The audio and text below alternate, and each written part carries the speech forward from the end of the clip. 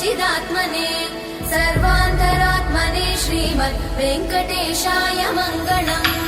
स्वतः सर्वविदे सर्वशक्तये सर्वशेषिने सुलभाय सुशीलाय वेङ्कटेशाय मङ्गलम्। परस्मै ब्रह्मणे पूर्णकामाय परमात्मने प्रयुञ्जे परतत्त्वाय वेङ्कटेशाय मङ्गलम्।